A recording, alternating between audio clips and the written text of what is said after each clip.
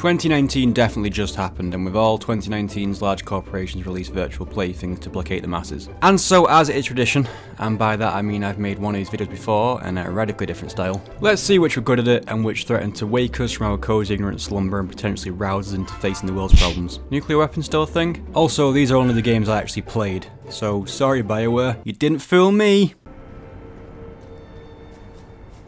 From Software is one of them rare studios that keeps doing the same thing, only with a slightly different gimmick or come up with paint, but rather than everyone kicking off, we all love them for it. Sekiro came out, and now we have to say Seki Soulsborne, or my much preferred, does not open from this side game. I feel a bit bad for Borderlands 3 being on this list. Didn't hate it, it's not a bad game, it's just a Borderlands game. I was skeptical that pop culture references mixed with poo jokes could cut it in the same way it did in 2009, and here's me, thinking the same thing.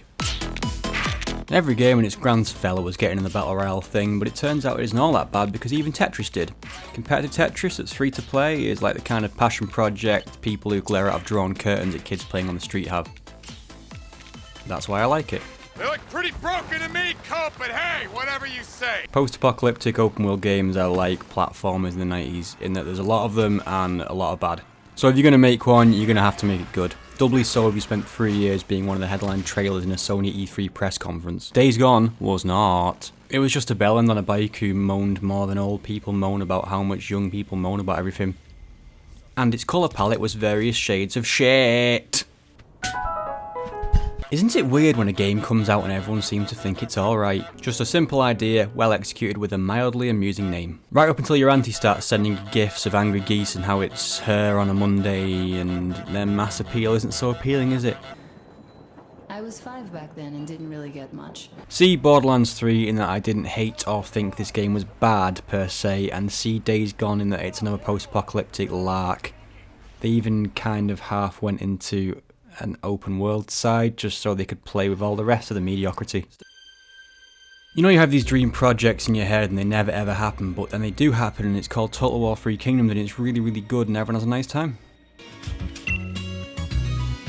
There's a bit of a theme here in that long-running franchises that churn out the same recycled bull plop over and over again tend to get tiresome on old weary eyes. The difference with Pokemon is it's done it about 10 or 11 times now, and about the most innovative thing they've thought of since the original is make the fuckers bigger and hold B to run.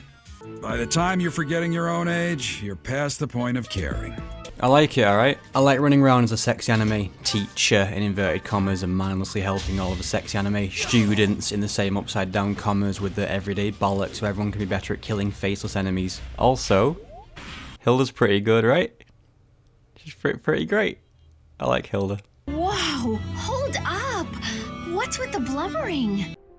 Have you heard of the ancient Keyblade War? The fact this series managed to churn out 15 games, some of which were the same bloody game, with the worst story to come out of the mind of actual human beings, is a true testament to the terrifying power that Disney and its drawings wields over us mere mortals. It's because there's no escaping it. It's just Fallout before Bethesda slowly mangled it into the online monstrosity it is today, sucking on bandwidth like a mutated Call of Duty update. It also isn't broken.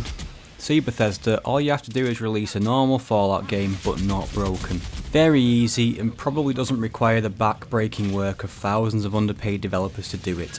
I'm sure you'll make lots of money off it. This one actually hurts the most. The rest I sort of expect them to just be what they are. Big, hulking, monstrous releases, yet still, despite all their strength, crushed under the creator's own weight of expectation and consumer hype. Yoshi, though, should be familiar, but welcome, colourful, and crucially not set in some kind of post-apocalyptic world. Although, to be honest with you, it was so that all the games to come out this year, the one that could have gained something from being in a messed up world of rising sea levels would be this.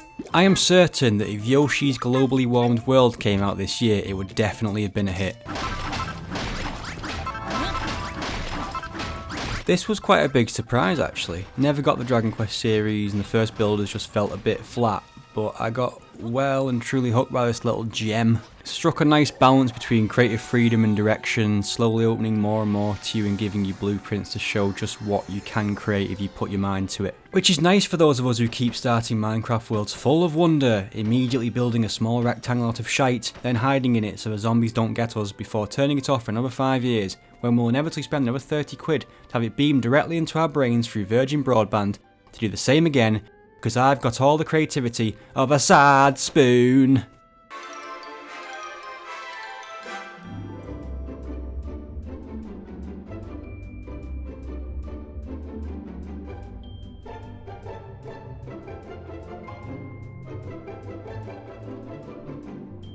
Crackdown 3 came out in 2019 as a sentence you could say in the past, present and future, and it will always be a decent joke.